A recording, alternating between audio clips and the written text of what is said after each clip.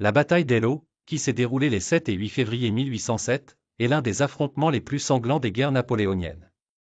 Elle oppose les forces françaises dirigées par Napoléon Bonaparte à une coalition russo-prussienne sous les ordres des généraux Bennigsen et Lestock. Cet événement marque un tournant dans les campagnes napoléoniennes, notamment en raison de sa brutalité et de son issue incertaine. Après sa victoire à Iéna en 1806 contre la Prusse, Napoléon cherche à consolider son pouvoir en Europe. Il se lance alors dans une campagne contre la Russie, qui reste l'un des principaux opposants de la France. La bataille d'Eylau intervient dans des conditions hivernales extrêmement rudes, en Prusse orientale, actuelle Pologne, ce qui complique considérablement les manœuvres des deux camps. L'armée française, fatiguée et confrontée à un climat glacial, rencontre une armée russo-prussienne déterminée à briser son élan. Eylau devient rapidement un symbole des sacrifices humains et des limites des conquêtes militaires. Les forces françaises et russes commencent à s'affronter dans la petite ville d'Eylau, un lieu stratégique. La ville change plusieurs fois de main au cours de la soirée, les combats étant féroces dans les rues et les maisons. La nuit tombe sans qu'un camp ne parvienne à s'imposer. La nuit du 7 février, les forces françaises et russes commencent à s'affronter dans la petite ville d'Eylau, un lieu stratégique. La ville change plusieurs fois de main au cours de la soirée, les combats étant féroces dans les rues et les maisons. La nuit tombe sans qu'un camp ne parvienne à s'imposer. Le matin, un épais brouillard enveloppe le champ de bataille, retardant les manœuvres. Napoléon, déterminé à écraser ses ennemis, positionne son armée en ligne pour une attaque massive.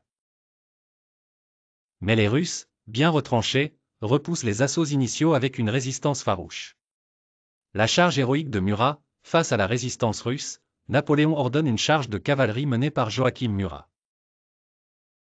Cette charge, l'une des plus grandes de l'histoire militaire, implique environ 10 000 cavaliers. Les troupes de Murat traversent les lignes ennemies, semant le chaos et infligeant de lourdes pertes. Cependant, malgré leur bravoure, cette manœuvre ne parvient pas à garantir une victoire décisive. Contre-attaque russe, l'armée russe, sous le commandement du général Bennigsen, contre-attaque avec acharnement. Les canons russes causent des pertes énormes parmi les rangs français. Napoléon, conscient du danger, maintient ses troupes en position pour éviter une déroute. L'arrivée des Prussiens, en fin de journée, les Prussiens de Lestock arrivent en renfort du côté russe, mettant encore plus de pression sur les Français. Cependant, grâce à la ténacité de ses soldats et à son génie tactique, Napoléon réussit à éviter une défaite totale. Une victoire à la Pirou, Napoléon revendique la victoire, mais celle-ci est coûteuse.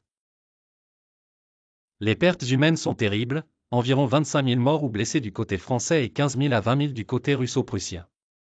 Le champ de bataille est couvert de cadavres, témoignant de l'horreur des combats. La bataille d'Eylau reste une leçon d'histoire majeure sur les limites de la guerre et sur le coût humain des conquêtes militaires. Elle montre également la complexité des stratégies de Napoléon et sa capacité à tenir bon face à l'adversité, même lorsque la victoire semblait hors de portée.